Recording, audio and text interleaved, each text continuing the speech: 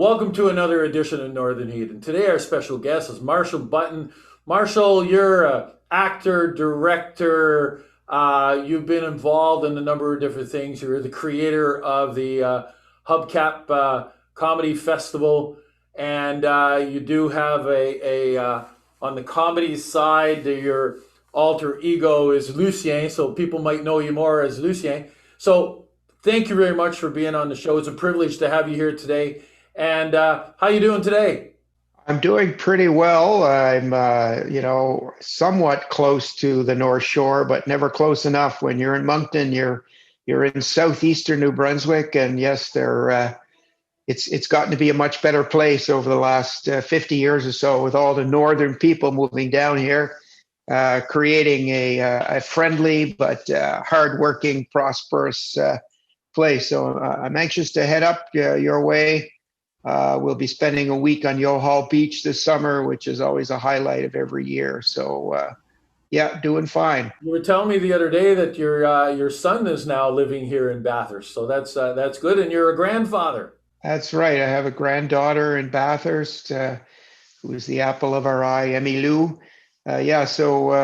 He grew up in Ontario and Moncton, but loves living there, and I guess couldn't move him for all the tea in China at this point. So who could blame him, hey? No, no, you're absolutely right. You're absolutely right. So, what are the kind of things that you're working on today? Because you're quite involved with the Capitol Theatre. So, what are some of the projects that you're working on today?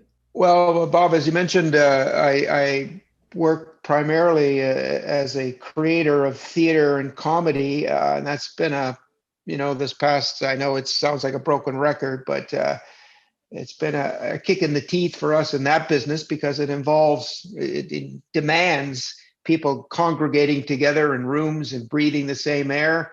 And my work involves creating pieces where hopefully people laugh. And when they laugh, they tend to blow out air with moist particles in them. I've also been involved in creating big musicals that will run for a couple of weeks, big budget shows here. So all of that's been put on hold. But I am happily still involved here.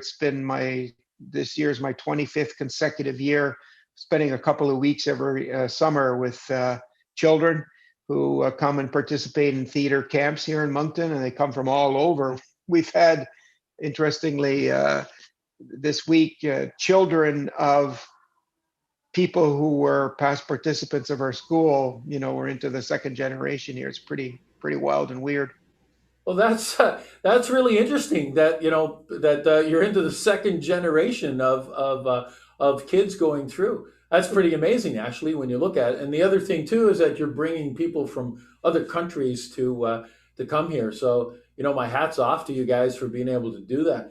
I'm going to ask you a question, and this pertains to your stage personality, your alter ego of Lucien, and the blue collar philosopher, if we can. You've been kind of coined that, and so that what I was surprising today when I did a little bit of research before we got on that Lucien was born in 1984, and so and it's a conglomeration of your background and your culture and stuff. And so, how does the Atlantic and New Brunswick culture kind of fit in and help you grow what you do today in that kind of a role?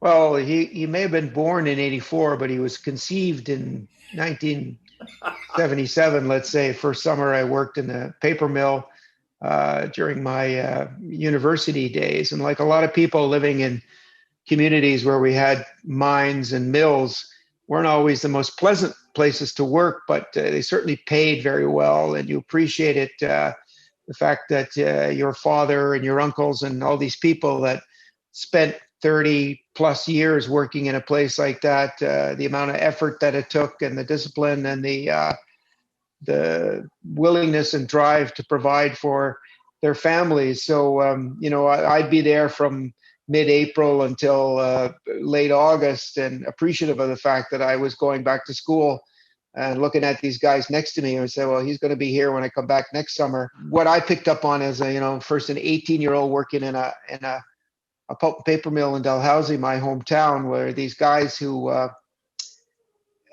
coped with life through their sense of humor as much as anything.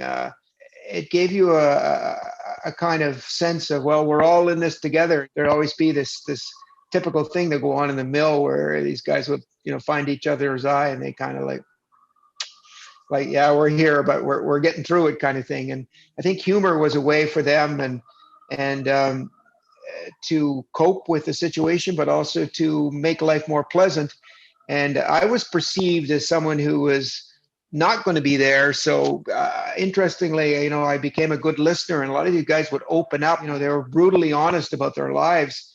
And I learned if I wanted to be a writer, I had to be a listener. So I took all of that. So there was this perspective that I had, and also with my bicultural, being my mother being French Canadian, a little bit Acadian, a little bit Quebecois, and my father being a Newfoundlander, loved to tell stories and jokes. So putting that all together, I guess it was natural that I would evolve into a world of entertainment and comedy.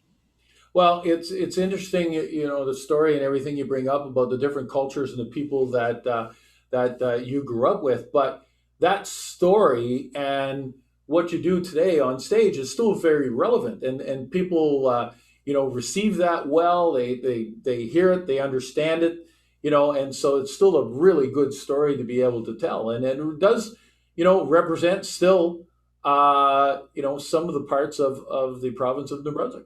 Yeah, I guess the first time I developed this into a full length play was 1986, and shortly thereafter, it was caught on fairly well, and had a sold out run in Fredericton, and then people were asking me, "Can you come here? Can you come there?" And I went to Alberta right away, but I got a chance to go to my hometown of Dalhousie, and I thought, "Oh my God, are they going to run me out of town? Are they going to tar and feather me? What's happening here?"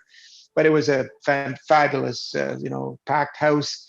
And at one point, my mother-in-law, who's still living, but she told the story after the show that night that she and a friend were trying to see over their heads, but the man in front of them, uh, who was laughing, tremendously. To the point where they were having a hard time to hear the dialogue. He wouldn't stop laughing. So finally, my mother-in-law's friend tapped him on the shoulder and said, "Just keep it down. We can't hear." And he turned it around at her and he said, "You leave me alone. That's me I'm laughing at up there." So that's probably the best review of any work that I've done. And I mean, I've been in all sorts of different kinds of plays. I worked for and lived for many years in Ontario and traveled the country. I would often see places that reminded me of home. And whether you're in northern New Brunswick or northern BC or northern Ontario, you have a certain feeling that we're a bit hardier, we're a bit, we can take a lot more, if you will. We're ready for the rough times, and we're ready to handle cold, rough weather. When you add all my 4 full-length plays together, just with this character, I've performed it well over 3,000 times in some form somewhere in some part of the world. But in my travels in Canada, I always had what I call the 30-60 rule. And my 30-60 rule went something like this, where within 30 minutes of arriving anywhere in Canada, I would meet someone who was born or grew up within 60 minutes of where I grew up. Inevitably, we've always been great exporters of hard workers and talented people. And that's pretty evident when you travel the country. You see and meet people from chez nous, as we say. Yeah. Well, we've managed to populate the rest of Canada, which is good.